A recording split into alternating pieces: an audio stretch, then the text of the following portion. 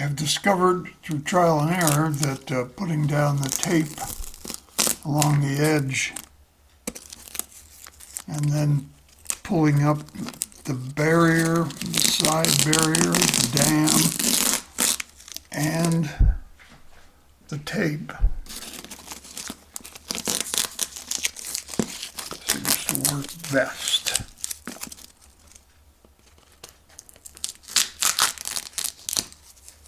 Sometimes the tape does not come up right. The barrier tape, that is, this little foam thing. But if it's underlaid with, it's not as messy either. You don't get the plaster everywhere. Comes up, oop, making a mess here. Comes up pretty clean, and then you just vacuum up the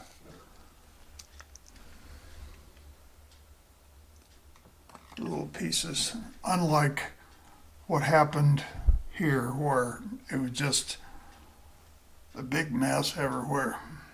I don't know that it really makes any difference. All that will be covered up anyway, but just thought I'd mention that.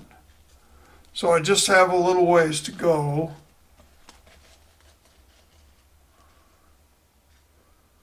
That crosses a boundary right there.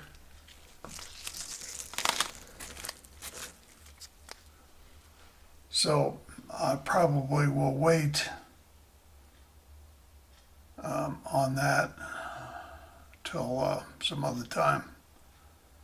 I won't do that in this batch of pavings. I thought I'd show you this paving tape stuff.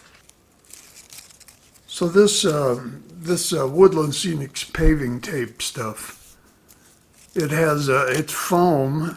It's a thin foam thing, and it has adhesive on one side, and you peel the backing off, and you stick that down to your board.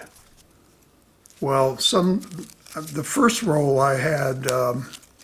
It was old or something because it wouldn't come up right, and I couldn't peel the backing off without the backing ripping. So I ordered it directly from Woodland Scenics, and that worked out much better. This is the second group of tape. I just thought I'd show you that. I like it. I think it works pretty good. The addition of the masking tape just sort of cleans it up, and you put the masking tape right up to the edge of where you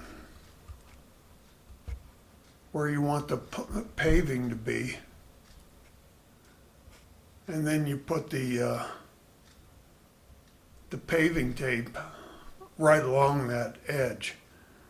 And then all the extra plaster you get everywhere when you're plastering it mostly goes on the tape. So it's just a little neater. Maybe that's just me. Okay, I wanted to tell you a little bit about Longmont.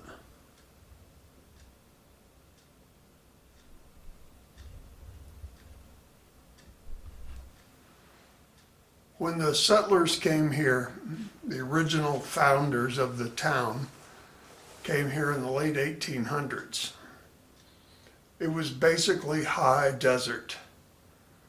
You know, there was some sagebrush and yucca plants and some high desert grasses that only greened up if it rained in the springtime. It was hot. There were no trees, no shade. It was pretty difficult, honestly. And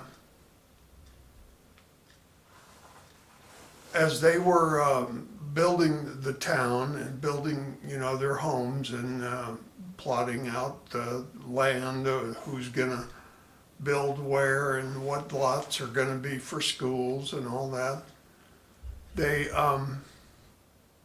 They also dug, well, there was a river, the St. Vrain River, which is pretty seasonal. It runs in the spring and the summer and kind of dries up a lot in the fall. But, and in the winter, it hardly runs at all.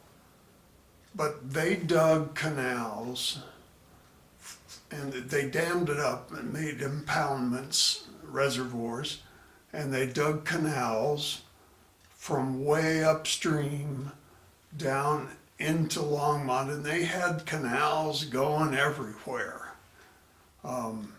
irrigation canals. And they used that water to grow trees, to grow crops, but also to grow trees. And 70 years later, in the 1950s, it would have been a sea of trees. Trees are your savior out here on the high plains, because they cool, they keep the sun off the dirt, off the ground. Of course, we have grass now, which we irrigate with mountain water, but the trees keep the sun off the land, so the land doesn't heat up as hot. And it's 10 degrees cooler, at least, underneath the trees. And they just grew tons of trees. And if you look at it now, it's just solid trees from one end of town to the other. But you get out of town, there aren't any trees unless somebody's irrigating it. So I'm going to plant a lot of trees when I get the ground cover on it. And I'll mark out where all the buildings go, and